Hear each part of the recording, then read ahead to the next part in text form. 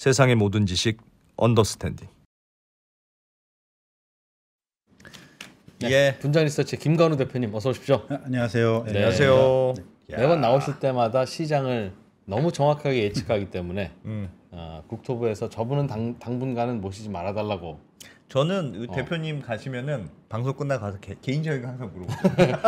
어떻게 해야 돼요? 어떻게 해야 돼요? 이런 거. 예. 오늘은 재건축 대상 아파트의 상가 문제를 네. 집중적으로 좀 파보셨다고. 네. 이게 왜 이렇게 문제가 되는 겁니까 요즘 이게? 일단 기본적으로 일단 지금 당장 이슈가 되는 거는 사실은 그 쪼개기 뭐 이런 것들 때문에 약간 부당하게 어떤 상가들이 아파트에 뭔가 이권을 침해하고 있다 이런 얘기들이 나오면서 국회의원들이 뭐 입법도 하고 이러면서 화제가 되는 건데 사실 저는 오늘 약간은 어떻게 보면은 좀 편견이 있는 부분은 좀 깨고 어떻게 하면 더 다 잘 될 수 있을지 이런 것에 대해서 말씀드리고 그게 싶고 언더스탠딩의 창업 이념입니다. 편견을 깨고 다 같이 잘 되는 방법 그걸 찾아보자. 그래서 이제 요새 안창호 선생부터 시작해서 그렇습니다. 그게 홍익인간이에요. 그게 홍익인간이라고. 예. 네, 아니 저 흥분하지 마시고. 사실은 앞으로 재건축이 지금까지보다 더 많이 될 거거든요. 왜냐하면은 일단은 90년대에 지어진 아파트들이 워낙 많으니까 일기 신도시 뭐 특별법 이런 것들로부터 해서 이제 되게 많이 재건축이 진행이 될 건데. 그래서 일기 신도시 뭐 특별법 그다음에 뭐 지구 단위 계획 뭐 용적률 인센티브 뭐 신통기획 이런 것들 많이 정책을 하는데 사실 그런 거는 다 이제 그 시작하기 전에 그런 어떤 조건들 요건들을 맞춰주기 위한 거고 실제로 그거보다 더 중요할 수도 있는 게 사업 진행 중에 이슈가 생기지 않고 지연이 덜 생기고 갈등이 덜 생기게 하는 게 뭐 주택 공급적으로나 어떤 이런 계획적으로나 중요할 수 있을 것 같은데 그 부분에 있어서 사실은 상가와 아파트 간의 갈등 이게 되게 핵심 이슈 중에 하나라고 생각을 하거든요. 물론 사이좋게 잘 되는 곳들도 많아요. 생각보다 그런 곳들도 많은데 그래도 꽤 많은 조합들에서 이런 게 문제가 되고 있으니까 이 부분에 대해서 그 조합원들 혹은 이해관계자들 혹은 정책 당국자 분들이 좀 더 이해를 잘 하게 되고 좀 더 정책을 명확하게 하면은 좋지 않을까. 제가 여기 나와서 얼마나 영향이 있겠습니까만은 그래도 그런 차원에서 한번 준비를 해봤습니다. 네, 자 알겠습니다. 들어보죠. 일단은 근본적인 구조에 대해서부터 먼저 말씀을 드릴게요. 그래서 천천히 그런 것부터 말씀을 드려갖고 최근에 이슈가 되고 있는 이제 국토부에서 상가 조합원들을 어떻게 해라라고 지침을 내린 그런 것까지 해갖고 빌드업을 쭉 하는 걸로 하는데 기초부터 일단은 걸 어떻게 아시고 기초가 없어요. 기초가 제가 일단은 여기 장표 띄워주세요. 동의율이 일단은 기본적으로 중요한데 재건축이라는 것은 전체 이제 소유주들의 75% 이상이 동의를 해야지 조합 설립이 가능해요. 그거에서 추가적으로 각 동별 50% 이상이 동의를 해야지 조합 설립이 됩니다. 총합은 75 이상이어야 총합 되지만 70인데 동별 50%. 어떤 동은 반대가 더 많아. 이러면 안 된다는 거죠. 되는 거예요. 75를 채웠더라도. 그래서 상가 동도 하나의 동으로 취급을 해서 상가 소유주의 50% 이상이 동의를 해야지 재건축 조합이 만들어져요. 사실은 어떻게 보면은 요거는 상가 입장에서는 조금 무기죠. 동의 안 해줄 거야. 너희 재건축하고 싶지. 그러네. 우리는 동의를 하는 안 해줄 거지. 거야. 상가 좋을 게 하나도 없으면 우리는 반대지 친구들아. 알겠습니다. 그래서 기본적으로 보면은 아파트는 재건축 전후의 자산 가치가 되게 커요. 아주 오래된 아파트에서 아주 신축 아파트가 되면은 가격이 엄청 올라간단 말이죠. 사실 상가는 오래된 상가든 조금 약간 새로운 상가를 만들던 아파트 정도로 밸류업이 되진 않거든요. 그렇잖아요. 그러니까 뒤집어 말하면 낡은 상가도 큰 문제 없어요. 그렇죠. 그러니까 장사만 잘 사실 뭐 업종이랑 거기서 어떤 주인은 뭘 파느냐 이런 게 중요하지. 그렇기 때문에 재건축에 있어서 아파트 쪽이 훨씬 니즈가 큽니다. 상가는 재건축하면 영업도 못 하고 혹은 월세도 못 받고 하는 동안 가치도 크게 올라가지 않고 그래서 상가만 따지면 굳이 내가 왜 재건축을 동의해야 돼? 그런데 재건축하려면 상가 조합원도 반 이상은 동의 받아오라는 게 좀 독소 조항일 수도 있겠구나. 그러니까 그러면은 이제 아파트와 함께 재건축을 할 적에 뭔가 상가가 새 거만 된 거 이상의 뭔가 가치가 있어야 내가 얻는 게 있어야 동의를 하겠죠. 그래서 그거에 대해서 일단은 기본적으로 협의를 하든지 싸우든지 소송이 걸리든지 뭐 이런 것들이 진행이 되는 거예요. 기본적으로는 협상을 하는 동의율 때문에 무조건 받아야 된다. 요거는 그냥 일단 알아는 두시고 이해했습니다. 그리고 근본적인 구조에서 중요한 건 또 땅이에요. 땅. 상가는 현재도 용적률이 낮아요. 아파트는 15층 막 이런데 상가는 보통 1층짜리도 있고 그렇습니다. 2층짜리도 있고 예. 용적률을 적게 사용하고 네. 재건축 후에도 사실 높을 이유가 없어요. 상가를 굳이 7층, 8층 지을 이유가 없잖아요. 그러네. 3층, 4층 되면은 오히려 미분양 부담이 있고 예. 지하도 미분양 부담이 있으니까 어차피 비슷하게 지어요. 한 2층짜리 뭐 이렇게 지어요. 이렇기 때문에 그러면은 약간 땅이 아까운 거죠. 그렇네요. 재건축 전체적으로 보면은 예. 거기다가 아파트 35층 지으면 되는데 그렇지, 그렇지. 상가 2층짜리를 지어. 어. 그래서 요거에 대해서 제가 그림을 좀 그려봤는데 아. 요렇게 상가 1층 상가 땅 300평에 연면적 300평짜리 상가가 있었는데 예. 재건축을 해서 요렇게 2배로 늘린다. 요거는 잘 안 하는 케이스. 요렇게 할 수도 있지만 잘 하는 케이스고 보통 어떻게 하냐? 요렇게 하는 거예요. 그래서 300평 땅에 연면적 300평짜리 상가였는데 예. 150평을 아파트한테 줘요. 아하. 그러니까 상가는 줄어들지 않습니다. 연면적 300평이 그대로인데 2층으로 올리면 땅을 반만 쓰고 우리는 그대로 유지를 하고 대신에 나머지 반에 아파트를 지으면은 아파트는 용적률 300%까지 지을 수 있으니까 예. 아파트 450평을 지을 수 있을 것 같은데 사실은 실제로는 어. 300평이라는 게 요 전체의 300평이거든요.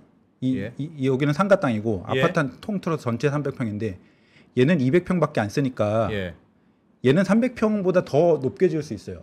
약간 그러네요. 복잡하죠. 네. 전체가 300평인데 얘가 200평만 쓰고 있으니까 예. 그렇지, 그렇지. 그렇죠. 예. 아, 더 높게 쓸 수 그렇죠. 있군요. 더 지을 수 있죠. 아, 그래서 제가 그러네. 계산을 해보니까 요거는 아. 다 읽으실 필요는 없는데 대지 10,000평짜리의 연면적 이제 20,000평짜리 아파트하고 예. 1,000평짜리 이제 상가가 있었어요. 그거를 용적률 300%만큼 올리는데 상가한테 땅 500평만 받아서 아파트를 지으면은 용적률이랑 곱하기 3 해갖고 1,500평이 아니고 2,000평의 상가를 더 지을 수 있더라고요. 이해됐습니다. 그렇죠? 이해됐어요. 요거는 그래서 남는 용적률이 있으니까. 그쵸. 아. 그래서 연면적 2만 평의 상가가 아파트가 요 상가를 재척해가지고 재건축을 하면은 추가적으로 아파트를 10,000평만 지을 수 있어요. 그러네요. 근데 상가와 함께하면서 500평만 좀 줘봐 하면은 12,000평만큼 아파트를 지을 수 있어요. 요것만 보니까 여기까지만 설명 들어도 아파트 주민 입장에서는 무조건 상가랑 친해야 무조건 되고. 상가를 꼬셔야 되는군요. 무조건. 그러니까 그렇죠. 상가의 요구 조건이 합리적이라면은 그럴 예. 수 있는 거죠. 어. 그리고 근데 여기서 더 해가지고 요새는 단지 내 상가가 인기가 없어요. 왜 그러냐면은 보통 다 핵심 상권으로 가서 소비를 하거나 아니면은 온라인 모바일로 소비를 하거나 그렇지. 학원도 핵심 학원과 같이 단지 내 상가는 잘 안 가고 메가스터디 그렇죠. 거는 그래서 요새는 대치동이지. 단지 상가 보면은 거의 다 부동산, 아. 편의점 한두 개, 문방구? 그다음에 뭐 문방구도 잘 없고 인테리어. 미용실, 그렇죠. 인테리어 뭐 요 정도 한계적인 업종. 그래서 예. 단지 내 상가를 많이 짓는 거를 선호하지 않아요. 아. 미분양 문제도 있고. 그래서 오히려 상가를 더 줄여요. 연면적 300평에서 줄이고 재건축하고 나면 아파트를 더 많이 짓자. 와. 더 줄이고 왜냐면은 더 줄이고. 아파트가 비싸게 팔리니까. 그렇죠. 예. 네, 아파트를 더 많이 짓자라고 해서 이렇게 추가 건설을 하고 여기서 더 해가지고는 상가를 다 지하로 넣어버리자. 아예. 왜 그러냐면은 용적률이란 거는 지상만 따져요. 아하. 이 1층 상가가 다 지하로 가면요. 지상에 다 아파트를 지을 수 있어요. 상가 있던 그 땅을 지하에는 커뮤니티 시설 넣고 골프장을 넣고 뭘 넣고 간에 용적률은 0%예요. 아. 그렇더라고요. 아파트를 상가를 지하로 집어넣고 특히 약간 경사가 진 아파트 같은 경우는 예. 지하에 상가를 줘도 여기 다 그 외부에서 진입할 수 있도록 여기 1층 같은데 뒤로 돌아오면 1층이지. 그렇죠. 공부상으로는 지하 1층인 것들 이렇게 예. 되면은 완전 윈윈이 될 수 있죠. 상가는 지하로 들어가지만 사실상 1층 같은 느낌의 상가가 되고 예. 그렇지. 전체 통합 조합으로 보면은 아파트를 다 올릴 수 있으니까 좋고 집은 지하로 들어가면 이상하지만 상가는 지하로 들어가도 그렇죠. 괜찮죠. 예. 그리고 벽에 좋네. 여기서 더 해가지고 상가를 안 짓기도 해요. 지하도 파지 마. 아예 짓지 마. 상가를 안 짓는 거예요. 상가를 안 짓고 왜냐면 근데 희한하게 보통 상가를 안 짓는다고 하면은 예. 이 상권이 안 좋으면 상가를 안 짓을 것 같잖아요. 근데 보통 상가를 안 짓는 케이스를 보면은 상권이 좋은 곳들이 주변에 상가 많은데 굳이 아파트 상가. 상권이 되게 안 좋으면은 단지 내 상가에 상가를 지으면 사람들이 여기 어쩔 수 없이 여기를 이용을 할 텐데 딴 데서 가게 없으니까. 예. 바로 앞에 뭐 시장이 있다든지 바로 앞에 굉장히 뭐 큰 뭐 역이 있다든지 하면은 아파트 상가 안 짓기도 해요. 상가를 안 짓고 아파트를 올리면 수익이 높으니까. 그렇지. 그러니까 이런 식으로 상가의 땅을 어떻게 활용하느냐가 굉장히 중요한 거예요. 알겠습니다. 그렇죠. 그거에 따라서 이제 윈윈 할 수 있는. 근데 이제 약간의 뭐 관건은 예를 들어 이렇게 상가를 안 짓고 아파트를 900평어치 지었어요. 예. 이 수익을 누가 얼만큼 가져갈 거야? 그게 핵심이네. 이게 핵심이죠. 아. 근데 원래 저건 상가 땅이었으니까 상가 땅 300평에 아파트 900평을 지었으면 저 아파트는 상가 조합원들이 나눠 가져야죠. 뭐 기본적으로는 뭐 그런 게 있는데 예를 들어 상가를 상가 땅을 활용해서 아파트를 50가구 지었어요. 예. 그러면은 이제 그냥 돈으로 정산하는 게 아니고 그 중에서 30개는 상가 조합원들이 우리가 가져갈게. 예. 이렇게 하고 20개에 대해서는 그 상가 다주장 일단 입주권이라는 약간 권리를 줬으니까 약간 분배하고 뭐 약간 요런 것들이 하는데 그 조건에 대해서 약간 싸우기도 하고 합의를 하기도 하고 뭐 요런 거죠. 그러니까 알겠습니다. 근본적으로 이 말씀을 드리는 이유 중에 하나는 상가와 아파트는 다 약간 싸워가지고 상대를 해하고 약간 위너스 테이스 그러니까 한쪽만 되게 유리한 그런 거라고 생각을 하는데 사실은 잘만 잡으면은 둘 다 좋아질 수 있는 그런 구조라고 제가 일단은 말씀을 드리고 싶고 네. 예시를 한번 갖고 왔어요. 요거는 아주 정확한 숫자를 갖고 온 건 아닌데 개포주공 5단지라는 그 지금 재건축하고 있는 곳이 있는데 예. 여기를 왜 갖고 왔냐면은 여기는 상가를 짓지 않아요. 앞에 시장이 좋은 시장이 있거든요. 그래서 예. 상가를 짓지 않고 대신에 이 조합 설립을 빨리 하기 위해서 그때 약간 법적인 이슈가 있었거든요. 빨리 해야지 뭐 무슨 규제에 걸리지 않아 이런 게 있었어요. 그래서 빨리 해야 돼서 상가한테 좀 유리하게 줬어요. 근데 상가를 짓지 않기로 하고 그러다 보니까 이제 사람들이 편견이 조합 설립 빨리 하려고 아파트 조합이 완전 손해 봤네 이런 게 기본적인 평가예요. 그래서 저기서는 그럼 1층 상가의 지분당 감평액이라는 게 네, 저게 상가도 토지 지분이 있을 그렇죠. 거고 네, 아파트도 토지 지분이 있을 맞아요. 거니까 네. 다 밀고 나면 그 땅이 그 땅이지만 네. 상가 주인이 갖고 있던 땅 한 평은 아파트 주민이 갖고 있던 땅 3평의 가치를 쳐줬다는 뜻입니까? 맞아요. 1층 상가 같은 경우는 그렇고 와. 2층 상가 같은 경우는 1층에 55% 이렇게 해서 이렇게 해서 그 약간 굉장히 상가한테 좋은 조건으로 이제 협의를 했어요. 아니 그래도 네. 말이 되는 것 같아요. 왜냐하면 그건 1층, 2층밖에 없었다면서요. 그러니까 이미 뭐 용적률이 어마어마하게 나올 테니까. 그럼 그 같은 토지 땅이, 지분에 대해서 같은 땅이어도 쓸모가 많죠. 상가 그렇게- 땅이 아파트로만 다 지으면. 그러면 이제 그거 감안해서 토지 지분을 이제 환산한 건데 예. 그게 3배 쳐줬다는 거죠. 맞죠. 예. 아니면 부수기 전에 아파트 상가를 감정 평가해 보니 뭐 3억이 나왔는데 9억 쳐줄게 그렇게 아니, 3배가 그런 건 아니라 아니에요. 예. 지분 기준으로. 지분 토지 지분 기준으로. 그래서 뒤쪽에 최근에 요거는 이제 조합 설립 시였고 최근에 사업 시행 인가가 나서 그때 나온 추정 권리가액이 나왔어요. 예. 아파트는 지분당 1.2억이 나왔더라고요. 예. 상가는 정확하게 나오진 않았는데 아까 그 약정에 의하면은 상가는 지분당 3.7억을 받게 되는 대지 거예요. 지분 평당. 그래서 상가 1층에 10평짜리 상가가 있는데 그게 한 지분 12평 정도 되거든요. 그러면 43억 정도의 평가를 받는 거예요. 대박이다. 뭐 그렇게 그러니까 상가 같은 경우에는 구체적으로 언급은 안 됐지만 요 약정 3.1배라는 약정을 지킨다고 하면은 어허. 한 40억 정도에 이제 뭐 이렇게 되는데 그리고 2층은 평당 2억 정도. 그렇게 되면 아까 딱 그 두 번 반응하신 것처럼 와 여기 상가 완전 대박이네. 약간 그리고 약간 아파트 완전 손해 봤네 이렇게 생각할 수도 있잖아요. 예, 예. 그래서 제가 이걸 계산을 해봤는데 상가가 21개예요. 상가가 21개에서 권리가액을 다 합치니까 688억이 나오더라고요. 예, 요 계산으로 예. 예. 34평 아파트 조합원 분양가가 21억 7천.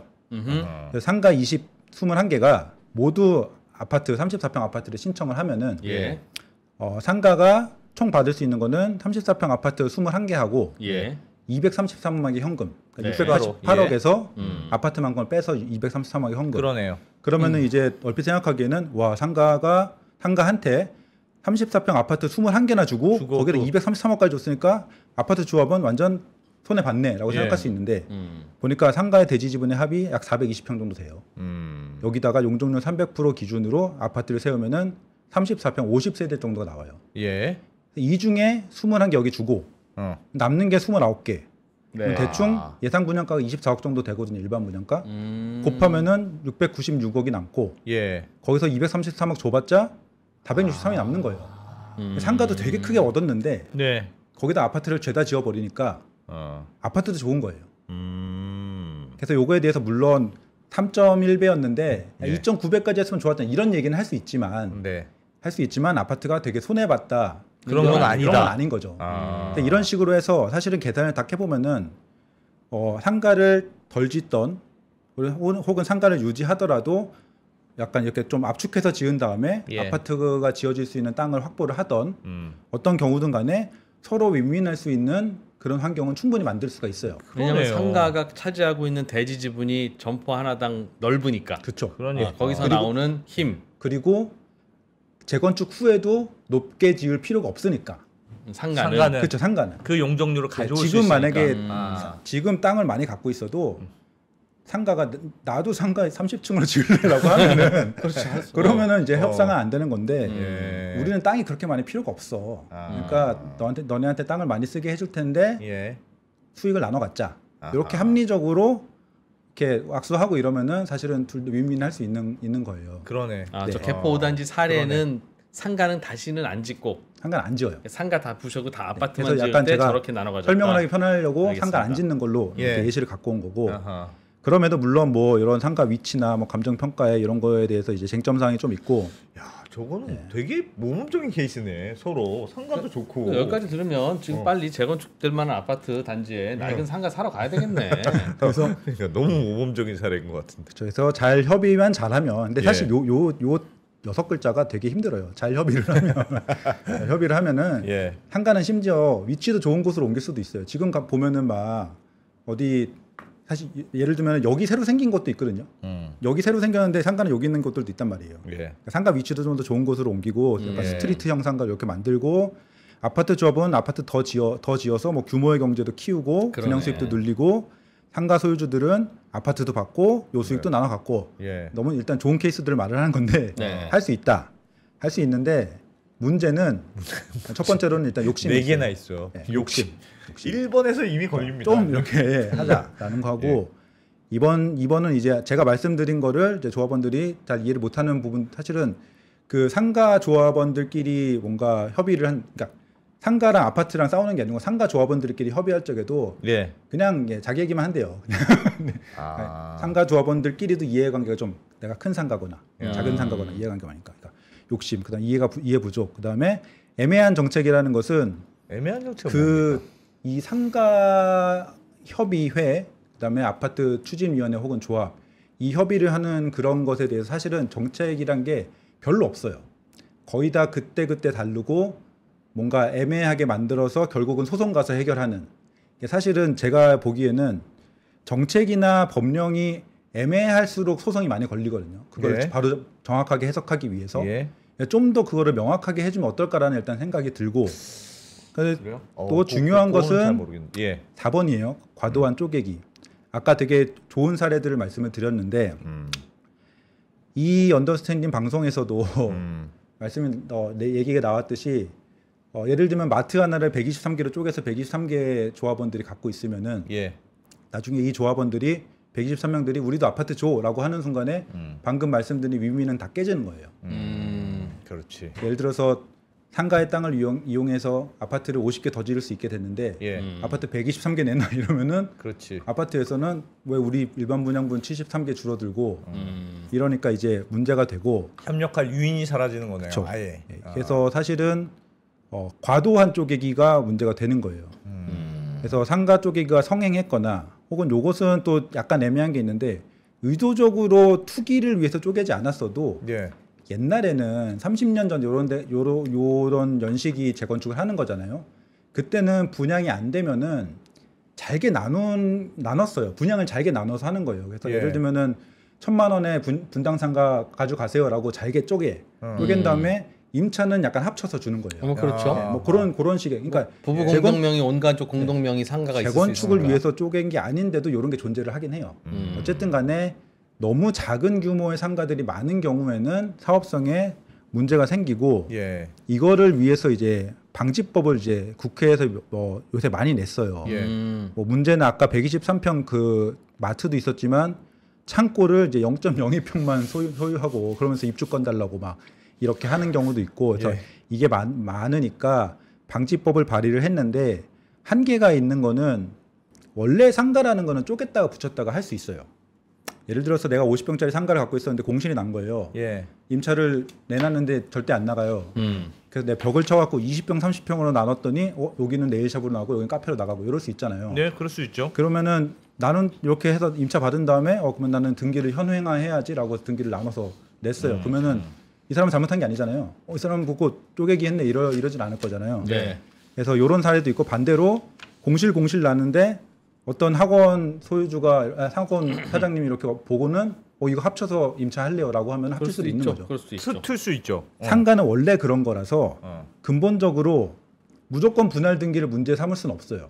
네. 그러니까 예를 들어서 이런 쪼개기 방지법의 한계는 기본적으로 미리 쪼개는 사람들이 있거든요. 재건축 연한은 30년부터 시작이지만 예. 25년 차부터 쪼개기 저거 시작하면 5년을 노리고 20개로 쪼개야지 이런 경우들이 있거든요. 근데 그렇죠. 그거를 막을 수는 없어요. 왜냐면은 그렇죠. 재건축이 언제 될 줄 알고 미리 막을 수는 없는 거예요. 그러나 그 이제 인간적으로 인간적으로가 어느 맞아요. 정도야? 인간적으로 그쵸? 쪼개는 게 맞아요. 네. 아까 얘기했잖아요. 좁은 상가도 있지. 예를 들면 떡볶이집 하다가 떡볶이 조금만 팔고 복권 팔시다라고 하면 나눌 수는 있죠. 그러나 인간적으로 복권을 팔든 번데기를 팔든 최소한의 어느 면적이라는 건 있어야 되는데. 그 사회 상규상 있잖아요. 맞아요. 그러니까 그거 이하로는 쪼개지 마라. 예를 들면 3평이면 3평. 우리나라에서는 3평 이하로 장사하는 건 컨셉이 아니야. 그거는 나한테 뭐라고 하지 마. 그래서 30평짜리 상가를 10개로 쪼개는 건 말이 되는데 20개는 안 된다 너. 그렇게 할 수는 있지 않습니까? 그렇게 할 수도 있겠지만 일단은 법령에서는 그걸 법으로 할 수 있을까? 그러니까 약간 그 비슷한 케이스로 분양 자격에 대해서 그러니까 나중에 이걸 결국 재건축 문제니까 예. 분양 자격에 대해서 너무 작은 토지한테는 아파트를 입주권을 줄 수 없다라는 재개발에는 그런 게 있어요. 있죠. 30제곱미터 이하의 도로에는 뭐 그런 걸 예. 주지 않는다. 그런 식으로 쪼개지도 말라고는 할 수 없지만 그렇게 쪼개 놓으면은 분양을 못 받아. 네. 이렇게는 할 수 있을 것 같아요. 그렇죠, 뒤에 비슷한 게 나와요. 그렇죠. 그래서 이렇게 할 수 그렇지, 쉽지 않을 수 그렇지. 있다라고 했는데 그래서 제가 아파트 분양 자격에서 오히려 정책적으로 정리를 할 수 있는데 예. 국토부에서 이제 그래서 요거를 건드렸어요. 여기 서울시가 아니고 국토부인데 국토부에서 이렇게 뭐 감사 결과에 따라서 요 내용은 뒤에 제가 설명을 따로 드릴 거고 예. 이 히스토리를 좀 말씀을 드리면은 일단은 도정법이라는 게 있습니다.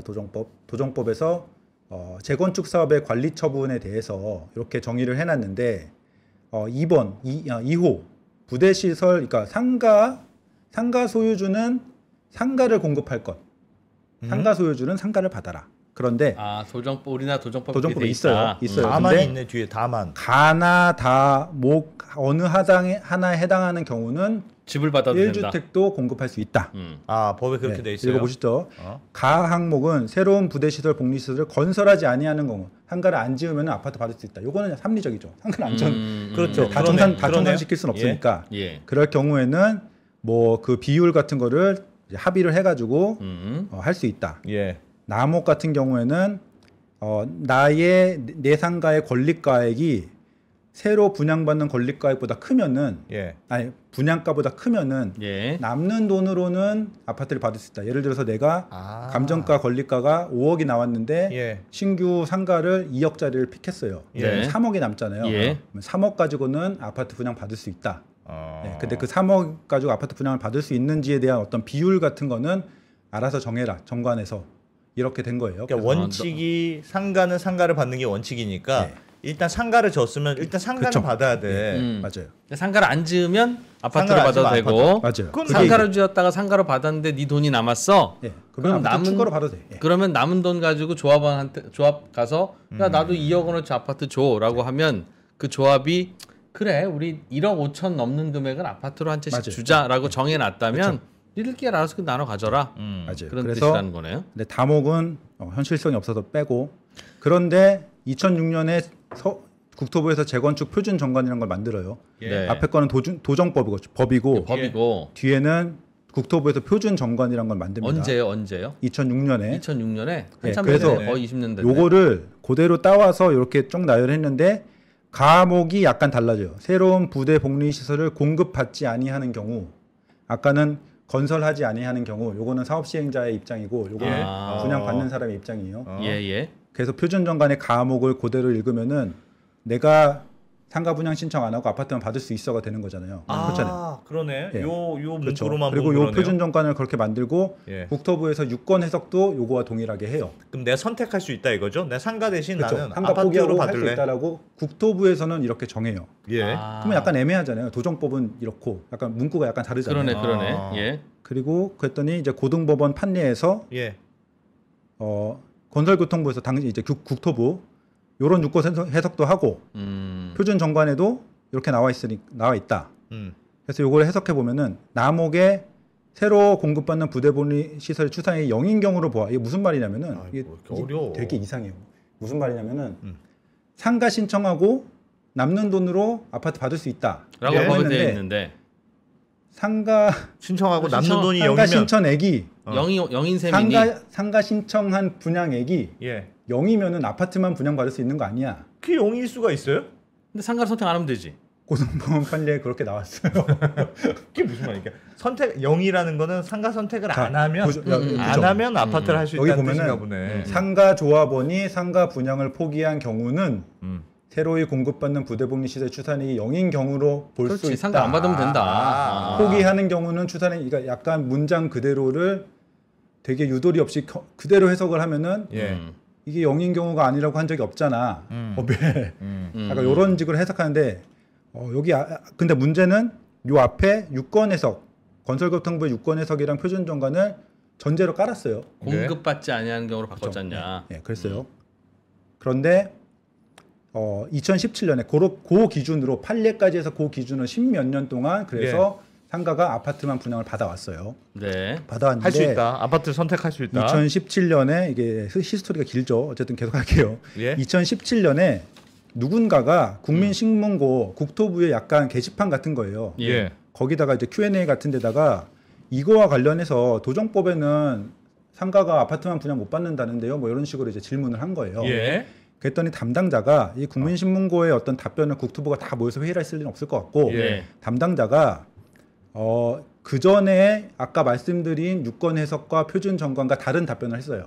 어머나. 상가 조합원은 상가를 신청해야 된다라고 답변을 한 거예요. 도정법에 나와 있는 대로 했어요. 법이 원칙이지. 그랬는데 음. 이거는 어쨌든 국민신문고의 답변으로 가고 국토부에서 아무도 몰랐나 봐요. 여기 보면은 국토부 언제 했는지 몰라. 유권 해석 변경하고선 국토부 언제 했는지 몰라. 이게 이렇게 담당 된 거예요. 과장이 네. 썼지. 그쵸. 그건 국토부 공식 입장이 아니다. 그런 건가 보네. 그래갖고는 이거를 근데 이렇게 유권 해석을 바꿨는데 바꾼 답변을 하고도 3, 4년 동안 별일이 없다가 예. 2020년에 상가와 아파트가 소송을 걸려서 막 이렇게 싸우고 있는 중에 그 소송에 진 아파트 조합원들이 감사원에 예. 국토부를 찌른 거예요.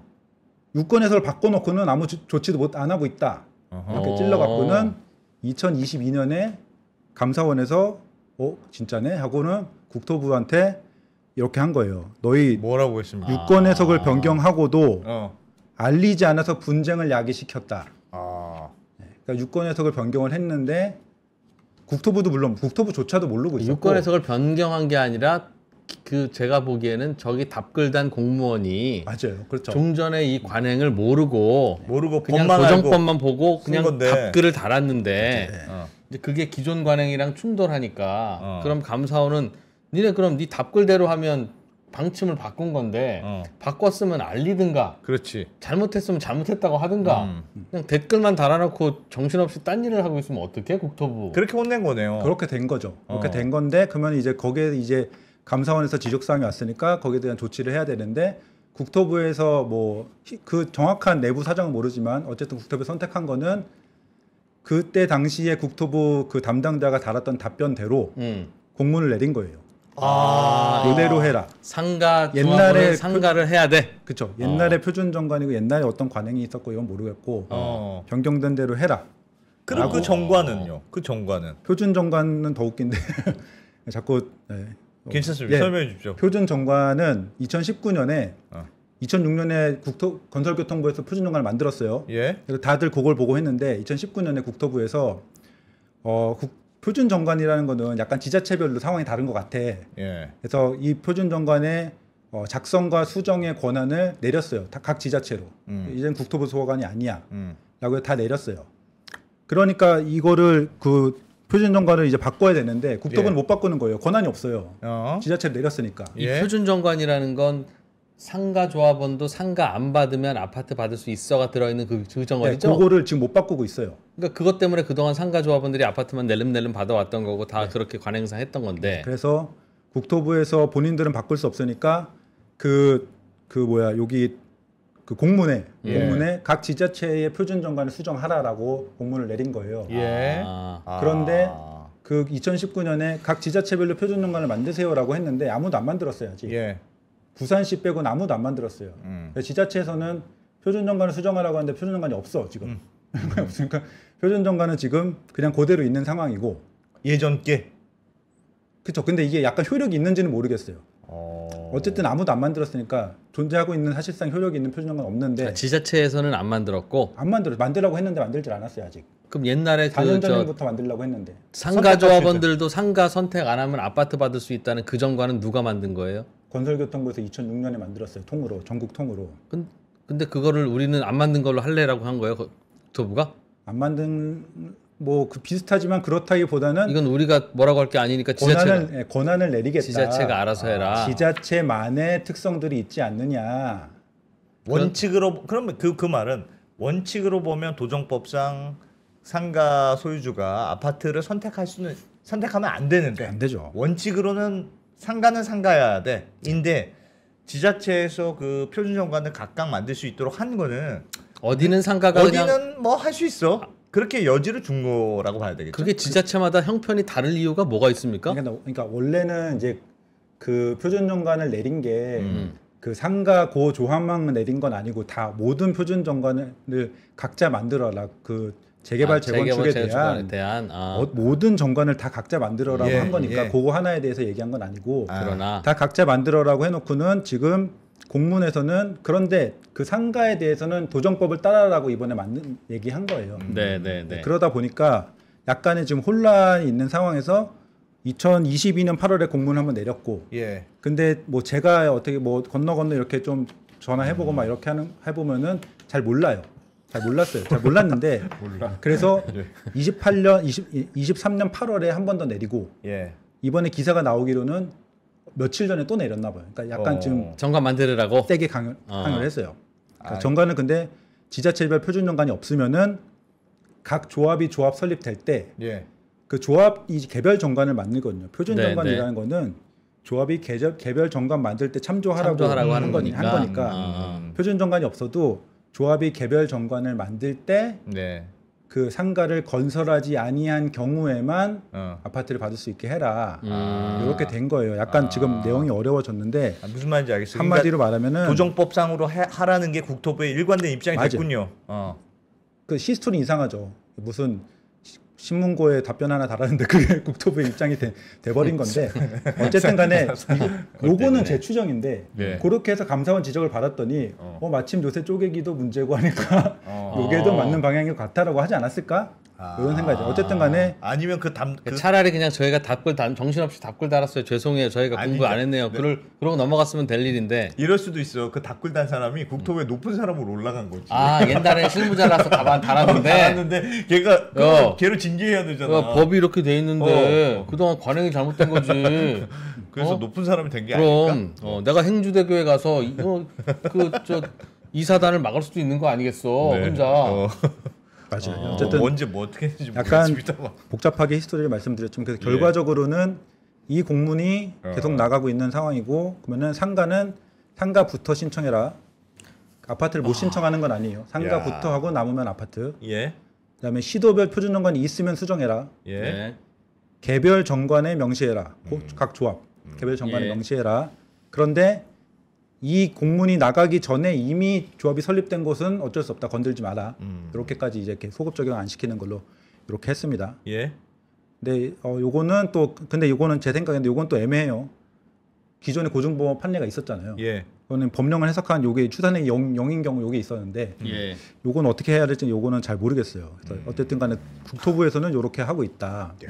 이렇게 되면은 영향을 생각을 해보니까 일단 어쨌든 요거는 국토부에서 지금 공문을 3번이나 내렸으니까 강력한 의지로 봐야 되잖아요. 그렇죠. 히스토리가 어떻든 간에 그렇죠. 강력한 의지로 봐야 돼요. 그러면은 이거를 지킨다라고 하면은 영향은 매우 작은 상가 소유자, 아까 말씀드린 쪼개기들 예. 여기는 아파트를 받기가 굉장히 어려워졌어요. 왜냐면은 권리가액이 어느 정도 있어요. 예를 들어 5억 정도 있어요. 그러면 단지 내 상가가 뭐 3층이나 뭐 지하나 이런 거 보면은 뭐 분양가가 조합원 분양가 뭐 1억인 것도 있고 9천만 원인 것도 있고 그렇거든요. 예. 작은 것들 보면은 뭐 1억 5천만 원인 것도 있고. 그러니까 내가 이 상가에 내가 현재 보유하고 있는 상가의 권리가액을 3, 4억 좀 받았어. 그러면은 한 1억짜리 상가 신청한 다음에 나머지 3억을 아파트를 받을 수 있잖아요. 예. 근데 아까 말씀드린 무슨 마트를 123개로 쪼개고 이러면은 이걸 권리가액을 받아봤자 5천만 원도 안 될 거란 말이에요. 예. 그래서 뭐 그게 부산이니까 부산이다라고 하면 강남이면 또 모르겠는데 5천만 원도 안 되니까 이 사람은 이 소유주는 아파트를 배정받을 수가 없어요. 상가는 상가부터 신청해야 되잖아요. 예. 근데 상가를 신청하고 돈이 남질 않는 거죠. 그렇죠. 그렇죠. 그러니까 이거는 쪼개기 방지의 효과가 있을 거예요. 쪼개봤자 아파트를 못 받으니까 쪼개봤자 효용 원래 이 쪼개는 것의 그 가장 원하는 효과는 모든 쪼갠 그 상가 조합원들이 아파트를 다 분양을 받기 딱지를 위해서 받을 수 있는 그쵸. 그 권한이 있으니까. 약간 그 불순한 그런 게 있었는데 쪼개기 방지 효과가 있을 것 같아요. 이거를 의도한 건 아니었어도 있을 것 같아요. 그리고 일정 규모 이상의 상가는 예. 상가 플러스 아파트를 더 쉽게 분양받을 수 있는 거예요. 아까 말씀드렸듯이 상가 신청하고 남는 거. 남는 돈으로 아파트를 아파트 받고 하고. 약간 상가 조합원들끼리 부익부 빈익빈의 약간 요런 근데 저거는 원래 상가를 먼저 받고 남는 돈으로 아파트 하는 거 원래도 가능했던 거니까. 그렇죠. 특별히 달라진 건 없는 거고. 네, 그렇죠. 네, 맞아요. 근데 요 문제점은 이거 어쨌든 그런 상황이 그렇게 됐어요. 그렇게 돼서 쪼개기 방지 효과가 있을 수 있고 예.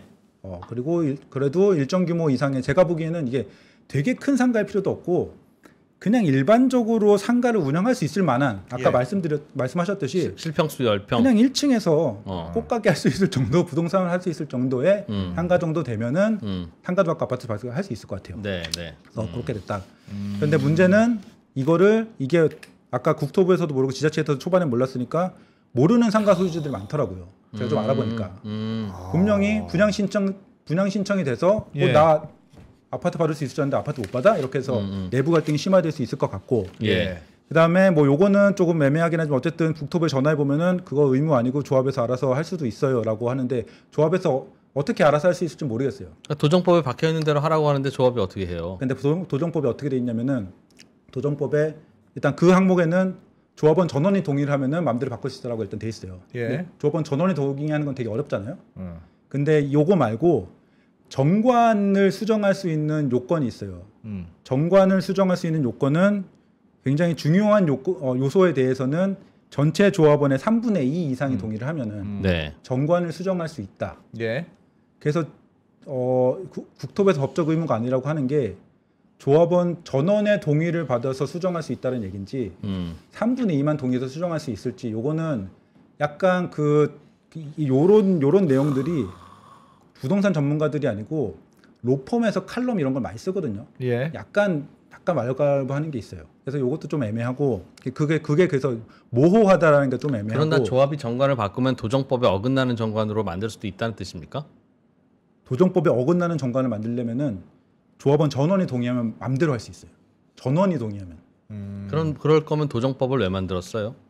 도정법은 우리나라에서 그 어떤 재건축 재개발을 하더라도 이 법은 꼭 지키라는 뜻 아닙니까? 그냥 조합원 전원이 동의하면 바꿀 수 있다고. 그것도 법이니까요. 법면에 돼 있어요. 조합의 조합원 전원이 동의를 하면은 네. 뭐 상가 조합원한테 뭐 아파트만 주던 그 컨셉은 뭘까요? 전원이 동의한 것은 왜 도정법의 권한을 넘어설 수 있다고 봤을까요? 그건 모르겠습니다. 이렇게 문제가 될 때 법적 의무는 없어요. 너희들이 알아서 하세요라고 퉁치기 좋은 조항이라서 그런가요? 전원이 동의해서 그럼 바꾸든가.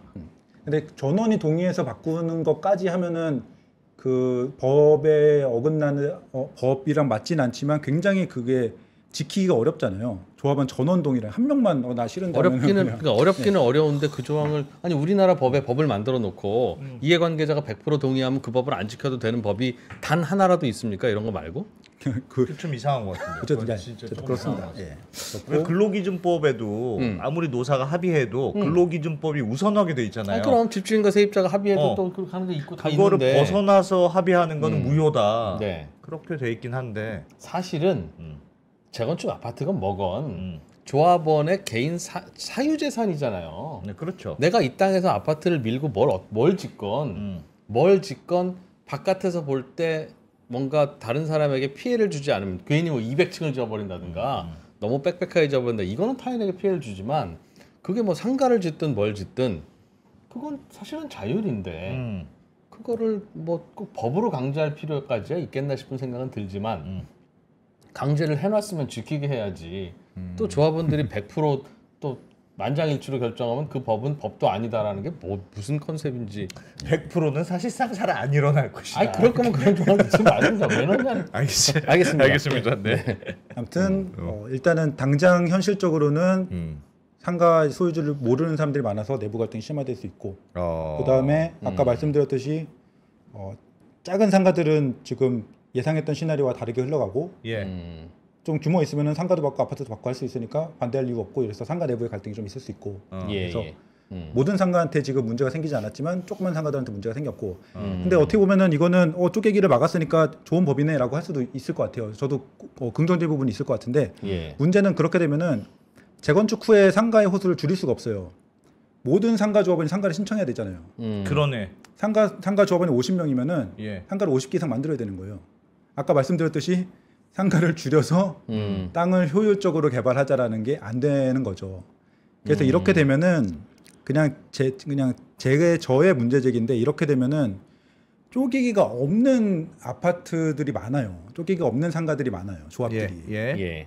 근데 이 쪼개기를 막고자 해서 그런 일반적인 재건축 조합들이 더 좋게 나아가는 방향이 막힐 수 있는 그런 문제가 상가 조합원은 무조건 그래서 상가 받으라고 하니까 계속 이게 국회에서 입법하는 것도 그렇고 계속 이 특정 한 건에 대한 문제를 막기 위해서만 계속 뭔가 법이나 정책을 내지 이 상가와 아파트가 같이 어떻게 하면 같이 잘 갈 수 있을지에 대한 근본적인 구조적인 문제에 대한 고민이나 혹은 이런 정책에 대한 고민이 되어 있지 않고 이걸 막아보자라고 계속 규제 이렇게 하기 때문에 약간 풍선처럼 여기에 오히려 선량한 질문 있습니다.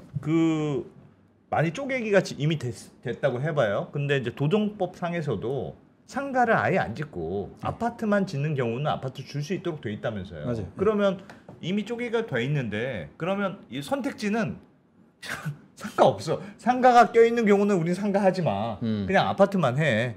그리고 쪼개기 한 사람들은 뭐 그 지분 가치만큼 하나씩 주고 그렇게밖에 안 된다는 뜻이겠네요. 그건 말이 됩니까? 여전히? 말은 되죠. 근데 이제 그렇게 되면은 그 상가 내부에서 이제 갈등이 생기겠죠. 쪼개기 한 사람, 그러니까 더 이상 아파트를 받을 수 없게 된 사람은 이렇게 된 김에 상가를 짓지 말자라고 반대. 하는데 좀 큰 상가들은 나는 재건축 후에 1층에 마트 할 거야 이렇게 할 수도 있잖아요. 그렇지. 특히 이제 쪼개기 했으면 투표권은 한 장씩 다 갖고 있을 그리고 테니까. 니네가 쪼개기였지 왜 나는 왜 선량한 원래 수십 년째 상가를 갖고 있던 사람들한테 왜 이렇게 내부 갈등이 있을 수 있죠. 상가 조합원의 50% 이상이 찬성해야 된다고 할 때 그 50%는 상가 조합원 머릿수로 50%입니까? 맞아요. 그래서 지분이 이것도 아니라 약간 별개의 얘기로 문제인데 123개로 쪼개면은 123개의 투표권이 생기네. 123개가 50%를 이미 넘을 수도 있어요. 그러네. 이 123개의 그 소지분 조합원들이 똘똘 뭉치면은 재건축 전체를 흔들 수도 있어요. 그러네요. 쪼개기는 언제까지 해야 유효해요? 쪼개기는 그런 건 없는데 지자체에서 지금 이미 분당이나 목동이나 이런 데는 지자체장이 더 이상 쪼개지 마라고 선언을 하거든요. 그거는 법적으로 언제까지 이런 건 아니고 선언하는 이때부터 권리 산정을 합니다라고 하면은 그 다음부터는 쪼갤 적에 지자체 허가를 받아야 되거나 뭐 이유가 있을 수도 있잖아요. 허가를 받을 수는 아니면은 그 다음부터 쪼개는 건 되지만 요거는 재건축할 적에 권리를 줄 수는 없어. 그게 쪼갤 수는 있지만 그렇게 될 수는 있어요. 어쨌든 그런 문제가 있다. 어쨌든 쪼개기를 방지할 수는 있지만 쪼개기가 없는 상가한테 약간 피해를 줄 수 있어서 요것도 이제 여건 변호사나 로펌 이런 관련한 변호사나 로펌에서 칼럼이나 문제 제기를 한 게 그러면은 그 상가 호수를 줄인 경우 어떻게 할 거야? 그렇지. 그거에 대한 법적인 어떤 혹은 국토부 정책적인 보완이 필요하다. 그러네. 거기에 대해서 정부가 답을 해줘야 된다. 예.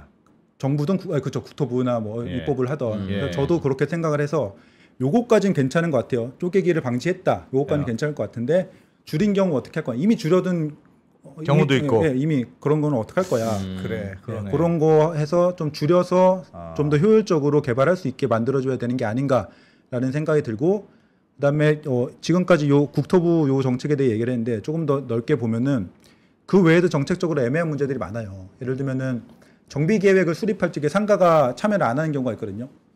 예를 들어서 상가를 예. 줄이고 나서 통보를 해서 협의를 하는 거예요. 상가는 야 나는 줄일 생각이 없었는데 이럴 수도 있잖아요. 예. 처음에 이 재건축 정비 계획을 수립할 때부터 같이 고민하자 이런 게 아니고 일단은 아파트랑 뭐 추진위원회랑 정비업체랑 뭐 이렇게 정비 계획을 세운 다음에 이렇게 보통 협의를 하면은 그건 받아들일 수 없어 이런 경우들이 많이 생기거든요. 그래서 예. 상가가 같이 하지 않는 문제도 있고 그다음에 그거는 그동안 일하는 관행을 좀 바꿔야 된다는 뜻이네요. 네, 그런 것 근데 이제 그거 그쵸. 예, 관행 문제도 있고. 그거야 사람들이 바꾸면 되는 거니까 정부 보고 뭐라고 할 일은 아니고. 오케이. 예. 그리고 상가협의회의 이제 임의 자격 문제. 이거는 뭐냐면은 상가협의회가 이제 조합이나 추진위원회처럼 공식적인 집단이 아니에요. 그러다 보니까 상가협의회가 2개도 생기고 3개도 생깁니다. 예. 그러면은 이제 공식적으로 어디랑 커뮤니케이션을 하고 어디의 의견이 더 공식 오피셜한 의견인지 이런 문제가 있어서 추진위원회처럼 정책적으로 상가협의회가 대법 판결에서 여기는 인정할 수 있는 업체고 그 집단이고 여기서 세우는 상가 관리 처분은 유효하다라고 대법에서 판결을 내렸어요. 네. 그래서 만들 수는 있는데 2개, 3개, 4개 생기는 거를 막을 수는 없는 거예요. 그렇지. 그래서 그런 거에 대해서 문제가 생길 수 있고 그다음에 아파트 추진위원회 법적 지위 이건 뭐냐면은 조합이 생기기 전에 분양 자격에 대해서 논의를 해요. 그리고 조합이 생긴 다음에 조합장이 바뀌면은 추진위원회는 분양 자격에 대해서 도장을 찍어줄 권리가 없어라고 합니다. 그러면 그게 법적으로 맞긴 맞아요. 추진위원회는 분양 자격에 대해서 약속을 할 권리는 없어요. 네. 그래서 거기서 법적 분쟁이 많이 발생하더라고요. 법적 분쟁을 줄여야 된다는 차원에서 또 추진위원회 법적 지위를 높여줘야 된다. 분양 자격에 대해서 그런 게 있고 그다음에 독립정산제라고 상가 그 협의회와 아파트 조합 간에 그 관리 처분을 따로 한 다음에 어떻게 정산을 할지 이런 것에 대해서 이렇게 하는데 표준안이 없기 때문에 할 때마다 계속 달라지고 싸워지고 하거든요. 그래서 뭐 예를 들면 아까 말씀드렸듯이 상가 땅을 활용해서 아파트를 지었을 적에 물론 협의하기 나름이지만 어느 정도 표준안을 만들어 놓으면은 그걸 기준으로 해서 협의를 할 수 있으니까 표준안을 만들어야 된다라는 게 이제 약간 업계에서 많이 나오고 있는 거고. 그래서 저는 기본적으로는 아까 말씀드렸듯이 이런 정책들 제가 말씀드린 되게 다양한 측면의 정책들을 한 번쯤은 국토부에서 혹은 뭐 국회 국토위나 이런 데서 한 번쯤은 쪼개기를 막는다 이게 아니고 상가와 아파트가 재건축을 할 적에 요런 부분이 지금 화제가 되고 문제가 되고 이슈가 되고 중간중간에 사업의 추진을 막는구나 이런 부분에서 소송이 많이 걸리는구나 이런 것들을 한번 파악을 한 다음에 표준 정관 만들듯이 표준안도 만들 수도 있고 그 다음에 뭐 문제점들에 대해서 뭐 지위를 좀 줄 수도 있고 이런 것들을 한번 정리를 해야 앞으로의 재건축이 더 원활히 될 수 있지 않을까라는 생각이 들고 뭐 제언을 하자면은 어쨌든 독립정산제 표준안도 만들었으면 좋겠고 그 다음에 그 상가가 재건축 사업에 지분 기여를 하는 그 아까 맨 처음에 말씀드렸듯이 50개의 상가를 더 짓는다라고 하면은 그 안에서는 상가 조합원들이 가져갈 수 있게 하고 왜냐면은 이거는 상가 땅을 활용해서 만든 거니까 그거에 대해서 굳이 주지 말라고 할 이유가 있나? 왜냐면 원래 상가 땅에 왜냐면은 그렇게 해서 아파트를 분양을 받으면은 상가의 지분이 줄어들거든요. 우리가 지분 줄어든 것만큼 아파트를 만들고 그 안에서 우리가 입주권을 받아갈게. 그래서 남으면은 그거 일반 분양해서 수익을 나누고 요런 거에 대해서 조금 정리를 하고 실제로 그 상가 협의했을 적에 상가랑 아파트랑 협의했을 적에 뭐 몇십 세대만큼 상가한테 줄게라고 협의를 했는데 그 이상 분양을 신청해버린 결과가 있었어요. 개포에. 그런 경우에는 대법 판결에 의해서 약정한 거 이상의 그 아파트를 상가가 가져갔으니까 일반 분양가 기준으로 보상을 해라라고 했어요. 일반 분양분을 뺏어간 거니까 일반 분양가 기준으로 이걸 해라. 대법 판결이 이렇게 나왔으니까 그런 것도 대법 판결을 인용해가지고 어떻게 정책적으로 이렇게 마련할 수도 있잖아요. 표준안으로. 그런 것들 좀 정리를 좀 해주면은 앞으로 어떤 갈등이 좀 줄어들 수도 있고 속도 좀 빨라질 수 있고 뭐 상가 소유주들이나 아파트 소유주들이나 처음에 말씀드린 대로 윈윈 할 수 있는 그리 사실은 잘 갈 수 있는데 그렇게 갈 수 있지 않을까. 예, 그래서 약간 물론 뭔가 정책적으로 정리를 한다라고 해도 다 잘 될 수는 없겠지만 다 사이좋게 갈 수는 없겠지만 훨씬 분쟁도 줄어들고 결국은 이 어떻게 보면은 주택 공급도 조금 더 잘 될 수도 있잖아요. 상가가 더 많은 땅을 지어줄 수 있으니까 그렇게 할 수도 있고 사업도 더 빨라질 수 있고 하지 않을까라는 바람이 있습니다.